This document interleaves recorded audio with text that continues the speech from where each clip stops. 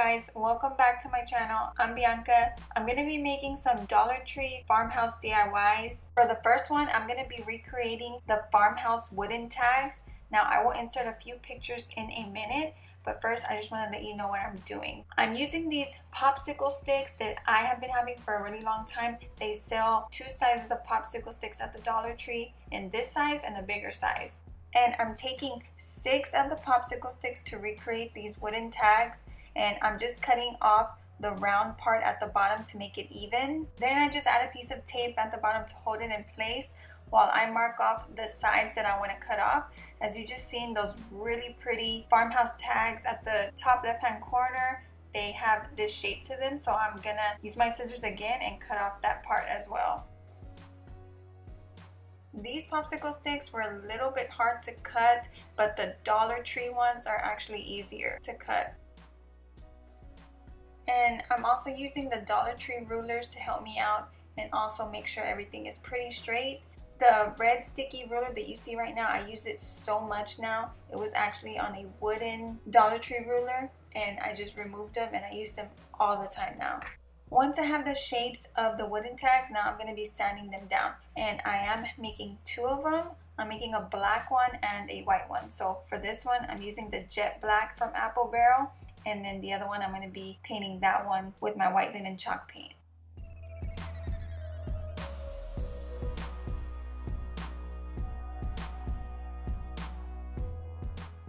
You will see me using just any brushes today. I painted so much while doing this DIY for you guys. I just grabbed whatever brushes I had next to me and used them. So by all means, I'm not using the right ones. This one is actually for stencils, but I'm just using whatever I have next to me, like I said.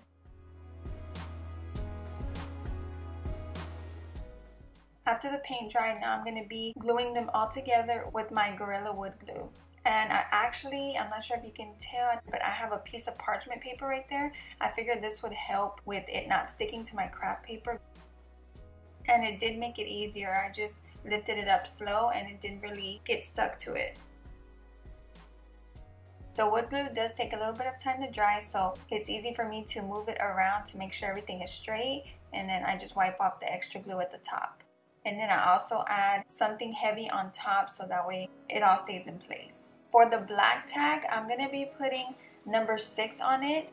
I see so much farmhouse decor with NO and then whatever number you choose to put. I'm putting number 6 because that's the size of my family. And guys, I'm using everything that I already had. For instance, the stencil I'm using right now, I've had them for a really long time. And then the wooden numbers are from Dollar Tree. And I've also had these for a while as well. And I just use them all the time. But every time I go to Dollar Tree, I always pick up a couple. If you guys are new here, then I'm going to go ahead and tell you that every time I stencil, I always make sure to have just a little bit of paint on my brush. That way I don't have bleed through. I painted that number 6 with the white paint as well. And then now I'm just gluing it on. The Pinterest tags that I just showed you at the beginning of the video, they all have a hole at the top of them. So you can feed like some kind of ribbon or twine like I'm using through it. So I don't have tools to make that hole. So what I'm doing is just making it look like there is one by adding a bow and twine.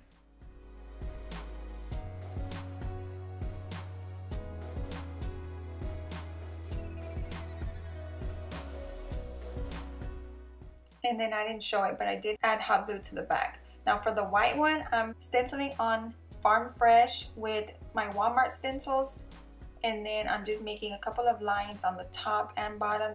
And I used a pencil first just to make sure it was as centered as I could get it. Now I'm just filling it in with the jet black paint.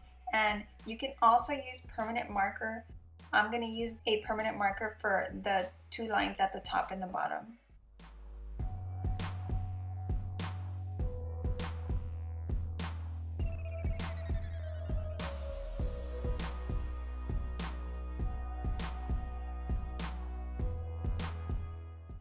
So once I finished the white tag, I did the same thing to that one and added the bow and the twine.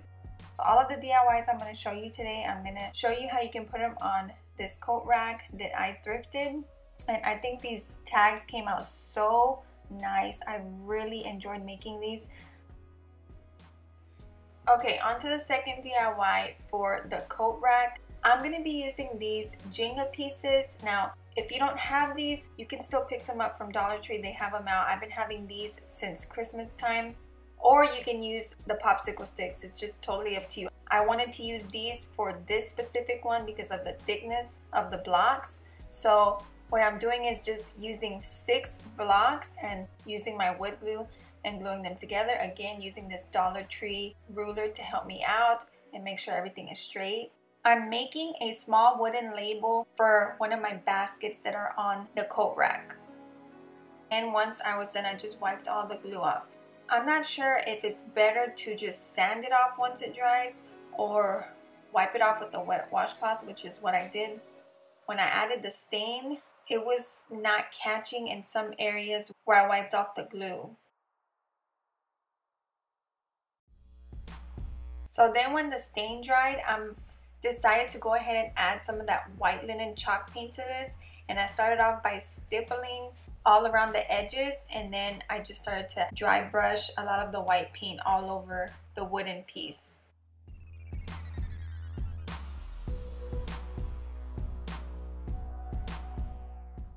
I decided to go ahead and use my stencils to spell out home. Now I was gonna put farm, but I used farm a lot in this video for the first DIY I showed you and then also for the one after this. So I decided to put home and I thought it looked good like that.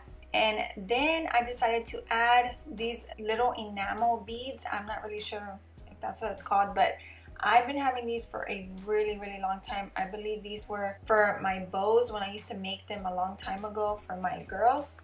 Now I'm just trying to decide which ones I want to use. I end up using black, but I think white would look good as well. If you don't have something like this, you can easily just put 4 dots of paint, or you don't have to add it at all. So next to those 2 wooden tags, I have this beautiful basket that I hauled from Hobby Lobby. It's so pretty, and I think this really just completes the look of the basket.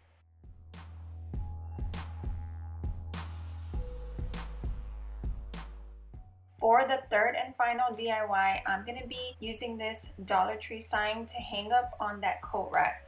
Now, I usually make signs that are always like black or white. Those are my go-to Farmhouse paint colors that I usually go for. But for this one, I really wanted to go out of my comfort zone and try something different. So the first thing I'm going to be doing is sanding down this side of the sign. I decided to use this side instead of the back side like I normally do, because this side has that top grayish border, and when you turn it around it's brown and it doesn't have that. So that's why I decided to use this side.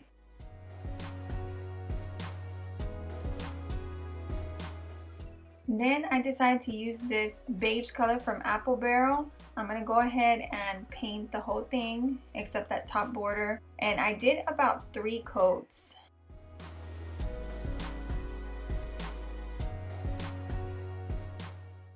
Now I'm going to be using more stencils again. Most of my stencils are from Walmart, and I have some located in the description box in my Amazon store. So I'm just going over that with my gray Apple Barrel paint.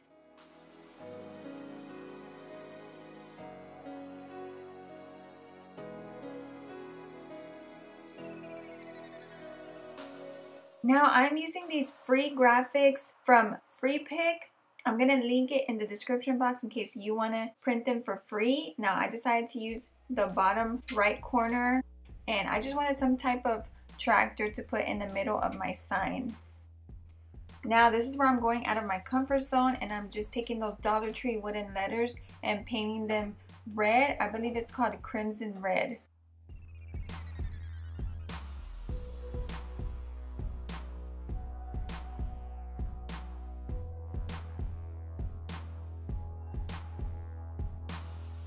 While my hot glue is heating up so I can glue down the tractor and the farm word, I'm going to go ahead and finish the bottom of the sign by just applying 2 stripes, and then I'm going to add EST 2019. And I'm using my black Sharpie to do this part. Since the words are so little, it paints in the stencil really well.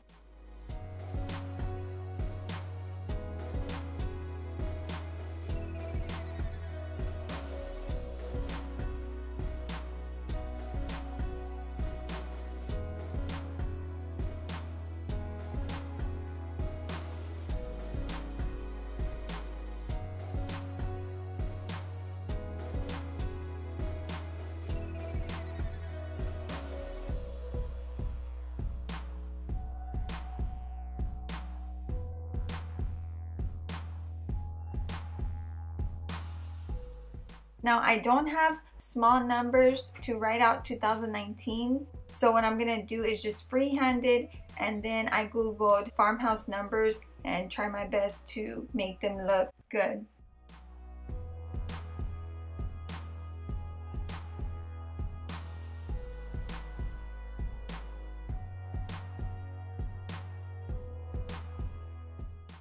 Now, I honestly did not think I was gonna like the way the sign looked, but I really liked it. It came out really pretty to me, and even though it was out of my comfort zone, I really liked the way it looked. Thank you all so much for watching. I really enjoyed making these DIYs for any type of hooks you have in your home. I think these are great ideas to do, especially because they're from Dollar Tree. Don't forget to like and subscribe and leave a comment below if you have a question for me, and I'll see you guys in the next video.